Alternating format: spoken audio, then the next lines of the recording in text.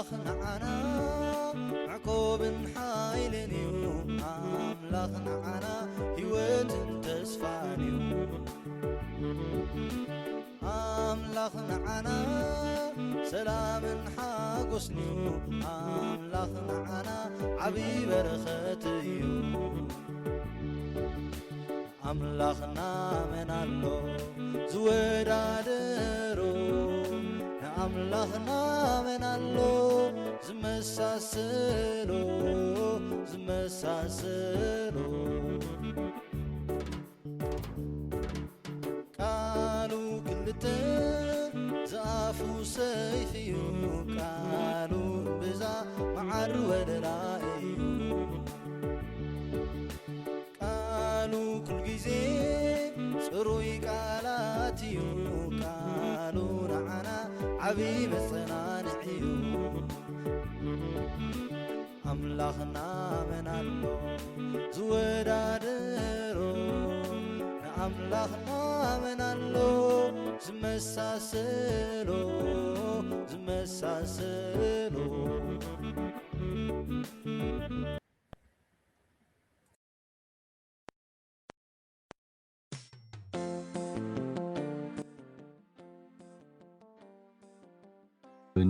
بسم أبن والدن منفس قدسن حد أملاخ أمين وغزي أبير أملاخنا سلز فتر كانا ناب كرستنا سلز صوح كانا ببعينتو قهدون سورن ردي سلز هاب كانا بزا ليتي زي أحلقا كسابوان زي سلز بسح كانا نمسكنا كالنا وقيتا بزا معالت زي خحزنكا خبز خيل كل حلقا بتعبي حياونت كان محرت كان نعخا بزحقو صبو قبر تراي كم نركب تقبرنا منتي نايفقور ودخا مدحانينا يسكرو الصوص تروفات نايتا دو ودخا دنقل ماريام طلتن نحلوتنا كله ملاختي عمال دنتن سقا زلبسين زلعلم عوالكا زمهرنا طلوتنا دقمنا نبخا مقربا لنا وناف سماي تنبر سمكاي مسجن من قصة تمتا فقط كاب سماي كم زخني كم ون أمدري يخون مقبعلاتنا لو مهبلنا زبدلنا كاي يقرب لنا نحنا ون نزبدلنا يقرا خمن بل عفتنا يتأتونا كوكفو أدحننا كمي منقستن حيلن كبرن نزل علم أتكا يامين سلام نعخي وماريام تسقاز ملأكي زي أبيير مساقيو انكابانستي استبارك خي نايكر صغفريس كاس تبارك أيوم وقدست ماريام عد أملاخ لمن لنا معنا النهاتان نحجين بجيزي موتنان أمين سنبا تخبرو سناي قبارو نبسايو زفكري أف سماي كاب እግዚአብሔር ኣብ ዓስቡ ክቕበል እሞ ንብፅዕትኩም ኣፍቅሮም ወኣምላኽ ጽዋዓካ ኣለኹሞ ስምዓኒ ክጽዋዓካ ከለኹ ንድምፀይ ኣቕልበሉ ጸሎተይ ከም ሕጣን ናብ ቂመኻ ናባኻ ኣቢለ ዘልዕለን ኣእዳወይ ከዓ ከም ናይ ምሸት መስዋእቲ ይሕረቃ وأملاخ نأفي محتم قبرلو محصو خنافري دما حد حلاوي أنا خفو سراح ما انت خي سرحن مقبي خفاءات ما انت خي ساتفن نلبي نابل كفاءات أي تزنبل الليم صادق انت هرم الناس سبقيهم يداسس عنوان زيت رأسيهم رأسيون مقبال زي أبيهم أبسقو مقادئة صلاة قبر اللوم مسافنتهم كابخاوح تدربيهم قلق علي طعوم كم زنبرين فلتهم وبابزي أبير أملخي أعينتي نحخاي معدوبة اللوام ኣባኻ ስለ ተጸጋሕኹ ንነፍሰይ ሓልው። ስብሃት ንኣብን ንወልድን ንመንፈስ ቅዱስን ይኹን ጥንቲ ከም ዝነበረ ሕጂ ከዓ ንወትሩ ንዘለዓለም ዓለም ኣሜን። ካብ ወንጌል ዮሃንስ ምዕራፍ 21 ካብ 15 ስጋብ 22 ምስ በልዑ ከዓ ኢየሱስ ንስምዖን ጴጥሮስ ስምዖን ወዲ ዮና ካብዚኣቶም ኣብሊጽካ ዶ ተፍቅረኒ ኢኻ በሎም። ንሱ ከዓ እዎ ጐይታይ ኣነ ከም ዘፍቅረካ ንስኻ ትፈልጥ ኢኻ ኢሉ መለሰሉ። ኢየሱስ ከዓ ሕያወተይ ኣብልዕ በሎም። ካልኣይ ግዜ ስምዖን ወዲ ዮና ተፍቅረኒ ዲኻ በሎ። ንሱ ድማ እወ ጐይታይ ኣነ ከም ዘፍቅረካ ትፈልጥ ኢኻ በሎ። ንሱ ከዓ ኣባጊዐይ ሓሉ በሎ። ሳልሳይ ግዜ ድማ ስምዖን ወዲ ዮና ተፍቅረኒ ዲኻ በሎ። ጴጥሮስ ሳልሳይ ግዜ ተፍቅረኒ ዲኻ ስለ ዝበሎ ጉዩ ጐይታይ ንስኻ ኩሉ ትፈልጥ ኢኻ ኣነ ከም ዘፍቅረካ እውን ትፈልጥ ኢኻ በሎ። ኢየሱስ ከዓ ኣባጊዐይ ኣብልዕ በሎ። ንስኻ በጽሒ ኸለኻ ባዕልኻ ተሓቲካ ናብ ዝደለኻዮ ትኸይድ ነበርካ። ምስ ኣረካ ግን ኣእዳውካ ከም እተልዕል እሞ ካሊእ ከም ዘዕጠቐካ ናብ ዘይደለኻዮ እውን ከም ዝወስደካ ብሓቂ ብሓቂ እብለካ ኣለኹ በሎ። እዚ ዝበለ ጴጥሮስ ብኸመይ ዝመሰለ ሞት ንኣምላኽ ከኽብሮ ከም ዘለዎ ምእንቲ ክሕብረሉ ኢሉ እዩ። እዚ ምስ ተዛረበ ከዓ ሰሓበኒ በሎም።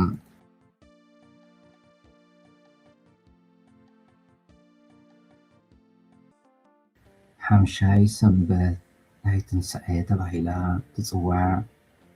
ኣብዚ ናይ ሎሚ ቃል ኣምላክ ከዓ መድሓኒና ኢየሱስ ክርስቶስ ንጴጥሮስ ስምዖን ወዲ ዮና ካብዚኣቶም ኣብሊጽካ ዶ ተፍቅረኒ ኢኻ እናበለ 3 ግዜ ክሓቶ ንርኢ።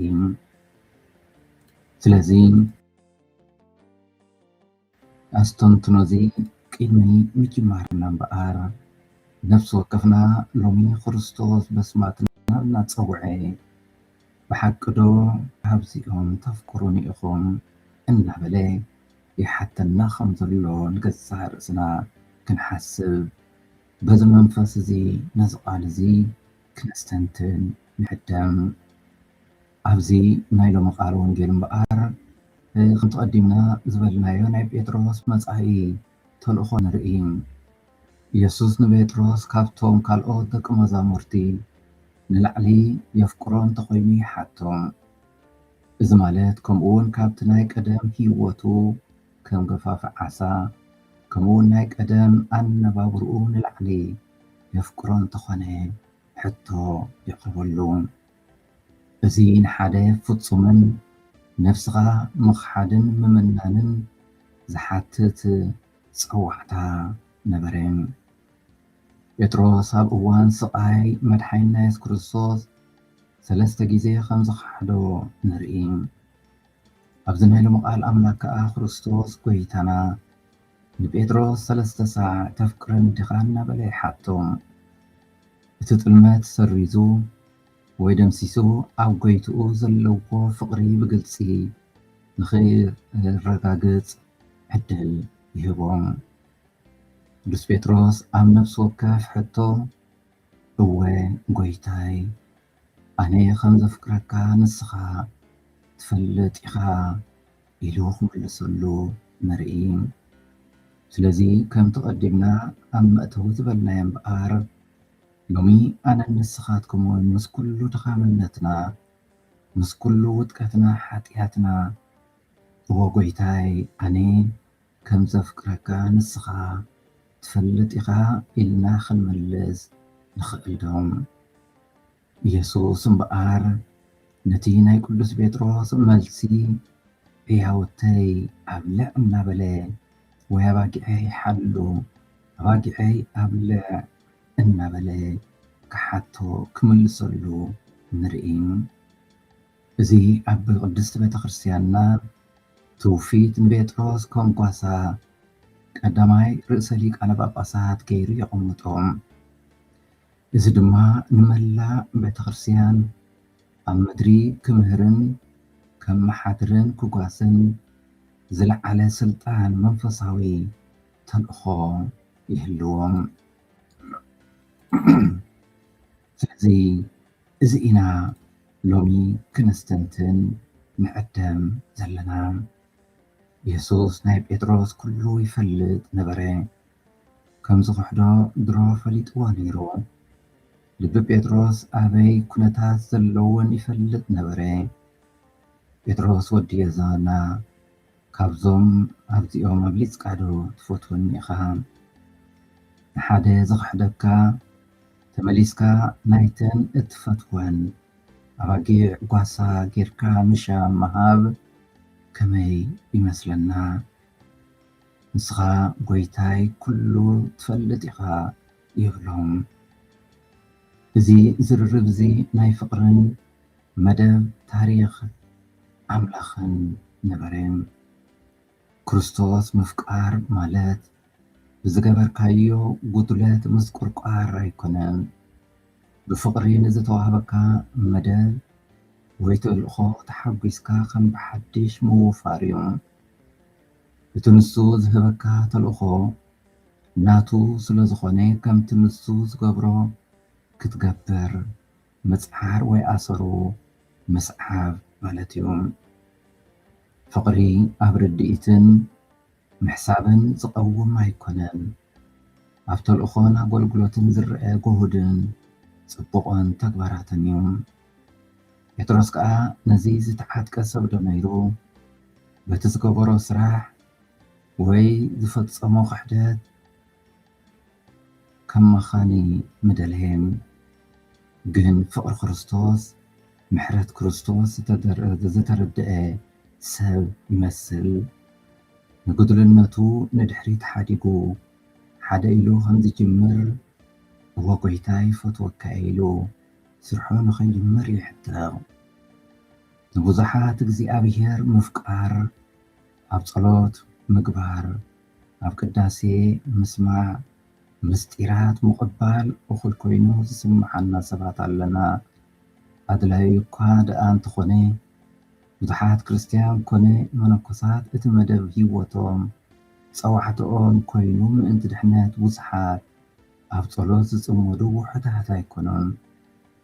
እንተኾነ ንሕና ንሕድሕድና ክንተሓላለ ብፍቕሪ ክንዓብን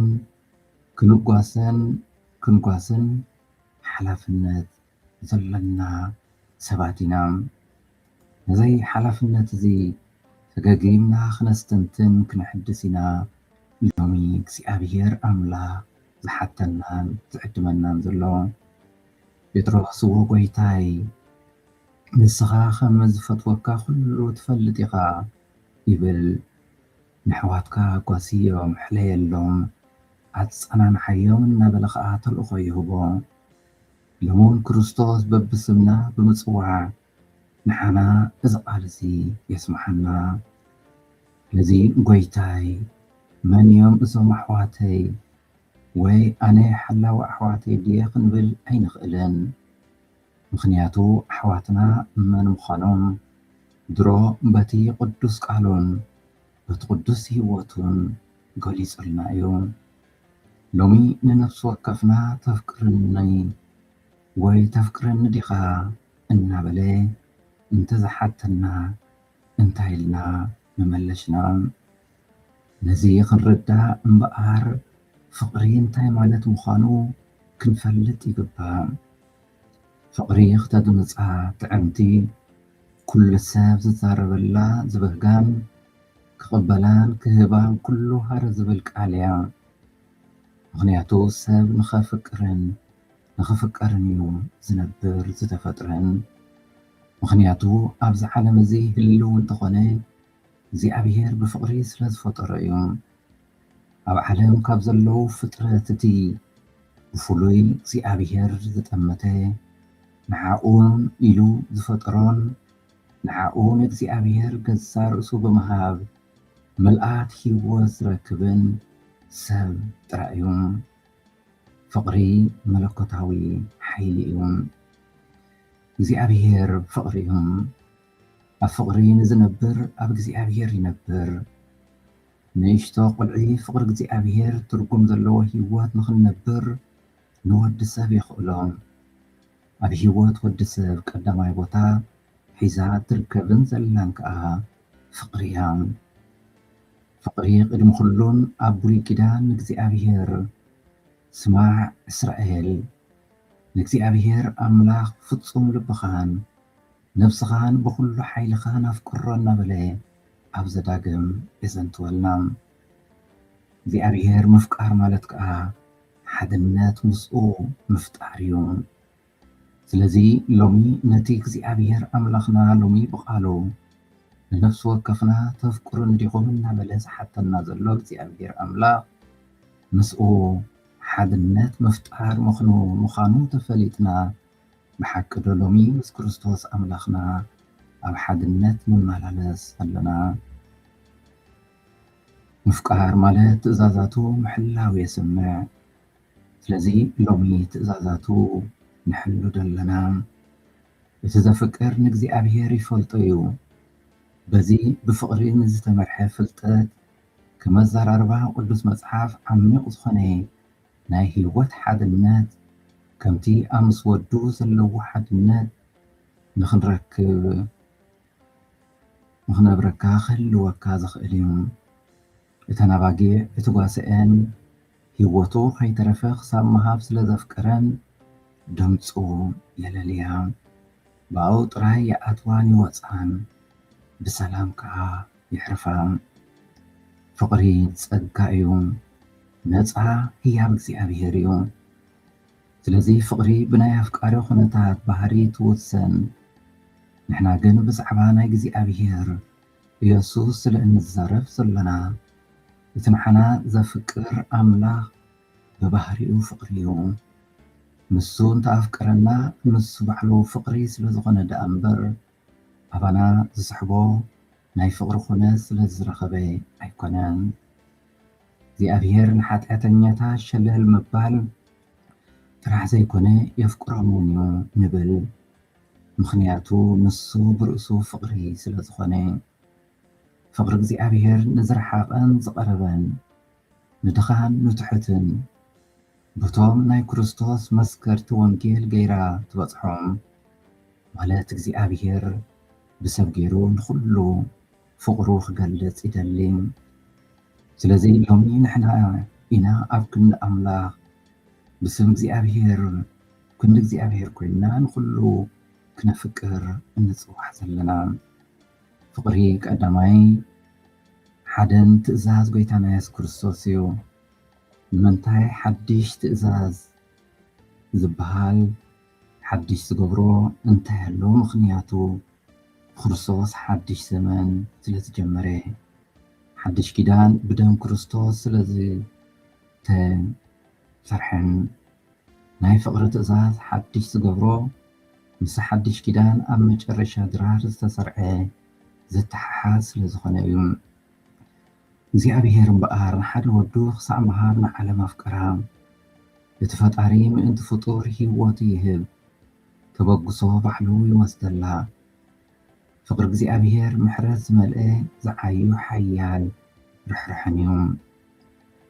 ስለዚ ናባና ክንምለስ ከለና ንክርስትና ሎሚ ከመይ ንነብራ ድኹማት ኢና።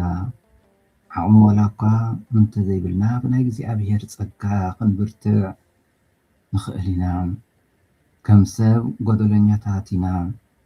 እግዚኣብሔር ግን ፀጉኡን ሓይሉን ክህበና ኩሉ ግዜ ኣብ ቅድመና ይርከብ። ስለዚ ነዚ እግዚኣብሔር ኣምላኽ እተፍቅሩ ዶ እናበለ ዝሓተና ዘሎ نزي ملسخنا بمبقار بحقدو أب عرقي أب محرات نمالالا سالنا محرات اكزي أبيهر نتي اكزي أبيهر زتغاب اكزي أبيهر استقبل مايو فقري نخن نبرو مس اكزي أبيهرن أحواتنا عرقي يدلينا سلزي بيتروس مبقار مالت اتن نبيتروس زتأمتا عينتي خرصوص أم مسكال نتأمتن لومي نعناون أم مسكال كوينو كريستوس أملاخ يرئنان يتأمتنان يحزبنان كم زلو نردا مبقى خمو كم قدوس بيتروس تنسينا نهي تعسان نسحان قراط سكمتي كنوسد نعدم علنا بيتروس نتي زغبرو خحدات بتعسان نبعاتن يملسوهم نخرصوص كأه بتزفتصمو ناي تعسان نبعات يرخوهم كريستوس كان زمحرو كأه بتي دحر تنسعي زقربو اللحطو يرقاقصلوم بتزت ألمي لعل كلهم هواريات دما أمون كوينو تفقرن تشمن اسكاتهم لعلنان فوليدنتن بيتروس قلصون ملكات كيلم كلهم هواريات نبيتروس يسرعون أبلوقاس 24-36 نتيز تخلا موغاسي حلاف النتيبو بيوهانس 21-15-17 بسرعة سايخ بسر إززو أماركوس 16-7 نبيتروس بحكي خمس تنسح زرئي الناس الانبقار أبوزوح نركب نابنات نتي لبيز تنكف على القويتا أبحريت إبرايدوس سمعون ودينا تفكرن ديخاز بالحطو بتحتنان تأمان النتن كملز نسمعون بس خاء بتي نقويتاو زقبروت المتنا تأمني نقويتاو خاب أخر حق يعدمون أما جرشخاء هيوتو مئنت فقري ممهرو كبرت هيوتو بسماعة النت بمحلاب ناي محرد دحنتو يرقاقز ناي بيتروس حاتياتن ناي أملاخ محرتن بحندبت زكاتمو كي حسب كي تردأخان زفتسام ناي فرهي ماي ناي جنكات حاتياتيون ويتخاء خمو مخانو سلز فلت ايو بقالحتاو قطيعو زقرمون نحنا ون كم بيتروس بقالحتا عيني قويتا تقنحنا كندا إيوان نابتحسات مليسنان بخينان نبعنان نخون مجرشا دما بحتنا مسكنان موقوسن مسواتي قسع رسنان سلا فقر كريستوس كنوفي سوى دواتينا النابلنا لومي نقسع رأسنا خنحاتت زي أبير أملاخنا لنفس وكفنا يحقزنا نخنم لخو زفتقرنا زي أبير مسكانا يخون أدينان مدحانيتنا نزخونت تنقل مريم ولاديت أملاخ مسكانا يخون رزقدحنتنا نحيلنا نسقعنا نزخوني مسكال كريستوس مسكانا يخون زي أبير أملاخنا ناينقو صلوتنا كم حيا ومصواتي تقبل لنا أب كل عزنان سرحنا ناسنينا سناي زغونة تقبرات راينا فتسمنا خمن نوع القبرنا استبارخن زتقدسن محالتي قبرلنا أمال الدنيات كلهم قدسان إننا قدس تنقل مريم أي فلينا سوهات نقابن نوالدن نوانفاس قدسن يخون انت خمز نبري حج خاء نوترو نزل عالم آمين زي أبير سلا كل نجار استمسكنا يخون دقيمة استبارخن استقدسن سنبت تكبرلنا أملاخنا عنا عقوب حايلنيو أملاخنا عنا هيوت تسفانيو أملاخنا عنا سلام حاقسنيو أملاخنا عنا عبي برختيو أملاخنا من الله ዝወዳደሮ ንኣምላኽና መን ኣሎ ዝመሳሰሎ ዝመሳሰሎ ቃሉ ክልተ ዝኣፉ ሰይፍ እዩ ቃሉ ብዛ መዓር ወለላ እዩ ቃሉ ኩል ጊዜ ጽሩይ ቃላት እዩ ቃሉ ንዓና ዓብይ መጸናንዕ እዩ ኣምላኽና መን ኣሎ ዝወዳደሮ ንኣምላኽና መን ኣሎ ዝመሳሰሎ ዝመሳሰሎ